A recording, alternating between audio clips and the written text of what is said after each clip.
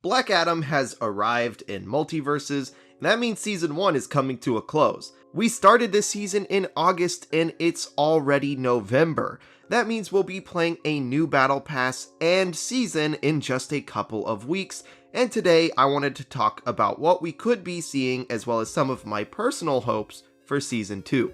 Heads up, we will be discussing some of the data mines in this video. They're pretty impossible to avoid, and I may as well inform my opinion with them.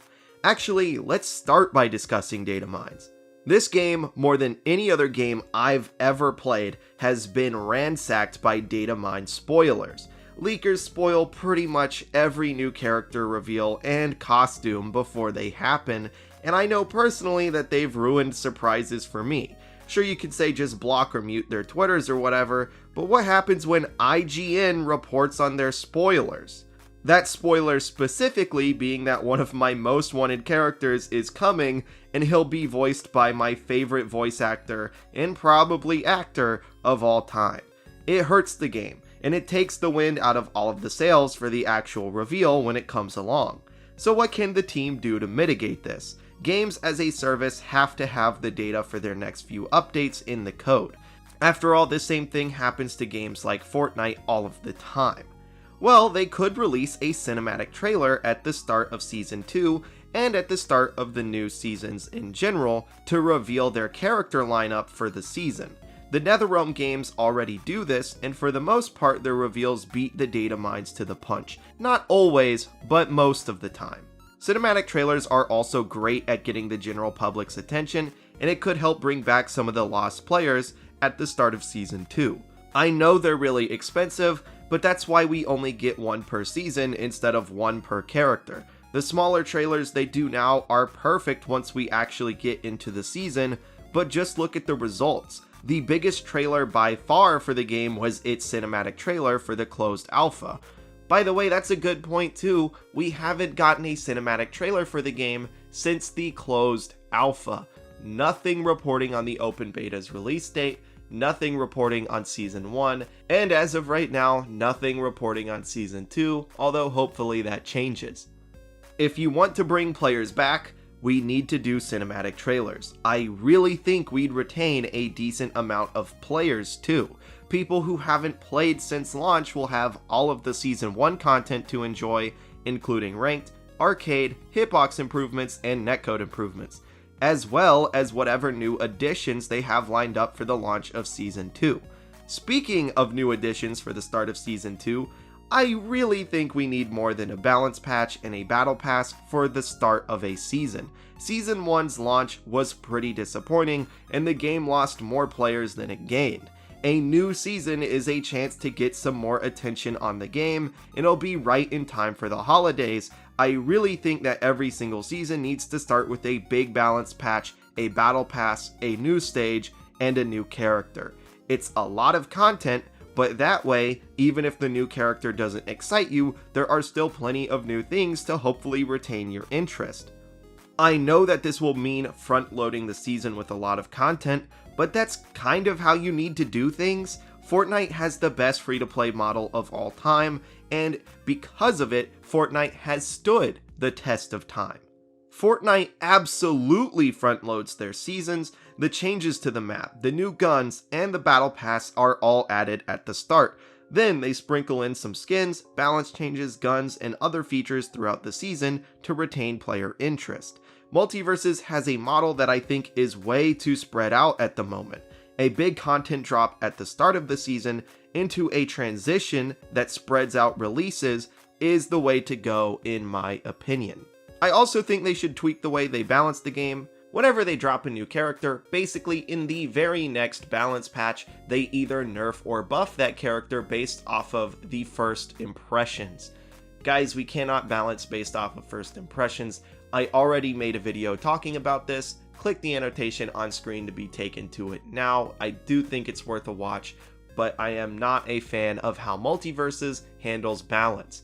I'm not going to go into this too much more because I already made an entire video about it, but yeah, I hope that they spread out nerfs and buffs and they take more time really deciding what actually needs a nerf and what actually needs a buff. You know, sometimes characters are just weird and hard to play, and sometimes characters are really easy to play, and it leads people to think that character is either too strong or too weak just based off of a first impression. Let's not forget that they buffed Wonder Woman after she won EVO, the biggest tournament this game has ever had. That will mark the last of my personal hopes for the new season though. Let's talk about what I think we'll actually see. To start us out, let's talk modes and features. Part of their initial announcement for Season 1 was the promise of ranked and arcade mode. So what are we going to get next season? Well, we do have 2 grayed out symbols on the main menu, and I think they're finally going to be filled in. I mean, the duration of Season 2 will encompass Christmas and the holiday season. It makes a lot of sense to me for them to bring up the shop in time for the holidays. People get Christmas money, new consoles, Xbox and PlayStation store cards, and way more for Christmas. Having the shop up with a bunch of cosmetics available would be perfect to capitalize on all of that.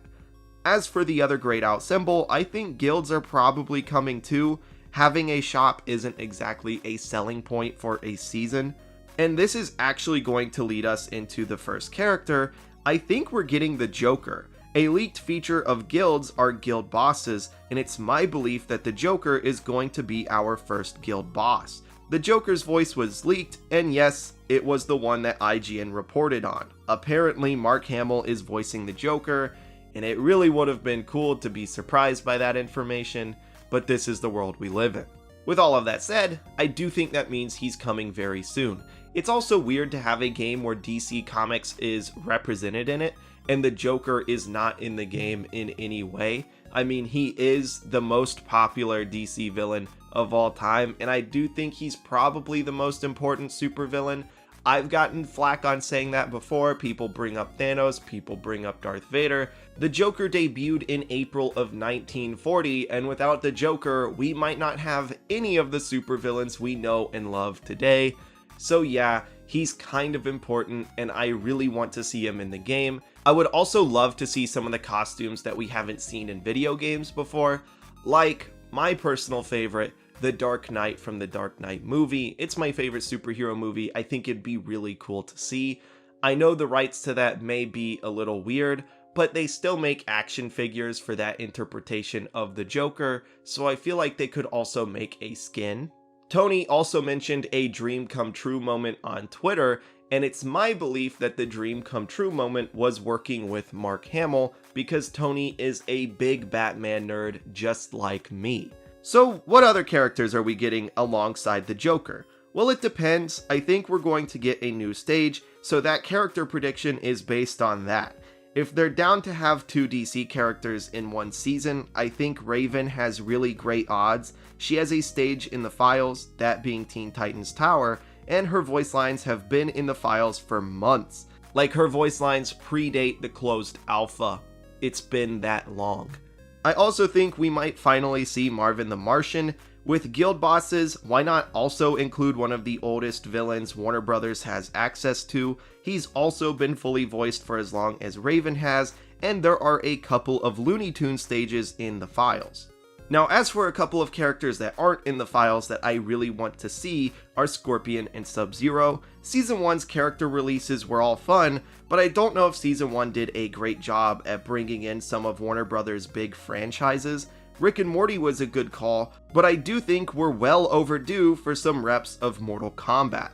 Mortal Kombat is easily the biggest video game IP that Warner Brothers has access to, and people are antsy for something related to that property. The 30th anniversary just passed, and we don't even know when we'll be getting the next NetherRealm game. Why not just include them in MultiVersus? If they want to save the characters until the next NetherRealm game releases for cross-promotion, well, I think that's kind of a waste. Mortal Kombat is definitely popular enough to get more than 2 reps. Maybe we get Scorpion and Sub-Zero in Season 2, and then when the NetherRealm game releases, we could get Kitana, Liu Kang, Shao Kahn, Johnny Cage, or Raiden. I don't know how likely any of this is, but a boy can dream.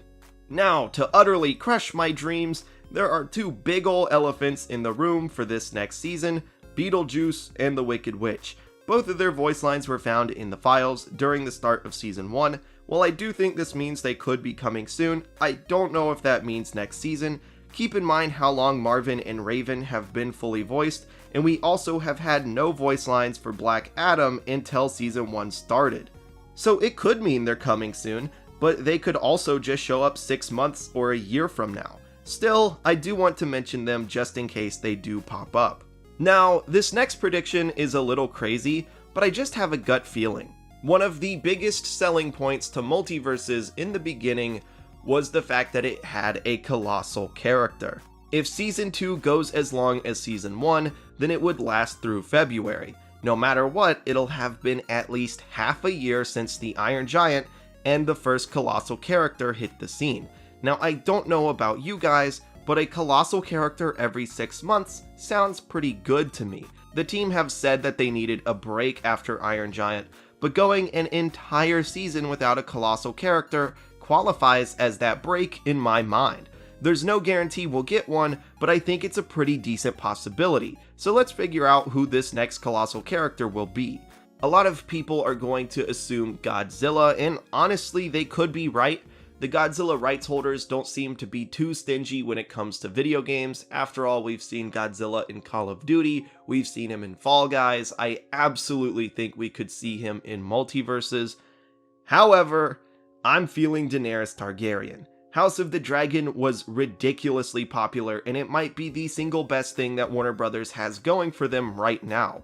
Dozens of millions of viewers watched each episode as they came out, and Game of Thrones is going through a bit of a resurgence, so why not bring in Daenerys on Drogon's back? I feel like after House of the Dragon, bitches would be aching to play as a Targaryen commanding a dragon. You know how I know? That's because I'm bitches. I want to yell Dracarys while my dragon spews fire on Steven Universe and Morty. Season 2 of MultiVersus is also coming out over winter, so Game of Thrones makes a lot of sense. I mean, they say winter is coming every episode in the original show. Also, House of the Dragon mentions Aegon and the prince that was promised in multiple episodes, so Jon Snow could make some sense for Season 2 as well, although there's a chance they'll want to save Jon until his show releases in a couple of years. Either way, I'd be stoked if we get to see more from Game of Thrones, and I think they're genuine possibilities. So for my final wish list for Season 2, I'm going to put that roster on screen now. I want the Joker, Raven, Scorpion, Sub-Zero, and Daenerys Targaryen. I think it would be a much stronger season than Season 1 if they went this route, but there is a ton of bias from my part for this wish list. This is what I actually think we will get. The Joker, Marvin, Raven, Daenerys, and the Wicked Witch. I actually don't believe we'll be getting Beetlejuice quite yet. Voice lines in the files are cool and all, but remember, Raven and Marvin's voice lines predate Beetlejuice and the Wicked Witch by half a year. So this is the lineup I actually believe we'll get. I could be wrong, but let me know what you think in the comments down below. What characters do you think we'll see? That will just about do it for everything I want to talk about before Season 2 actually comes out or is revealed. Let me know about some of your hopes and dreams. Do you think we should get cinematic trailers at the start of the season to help hopefully combat some of these leaks? Don't forget to subscribe if you're not already. I mean, you got to the end of the video, right? So you may as well. And with all of that said, I'll smell you guys later. So.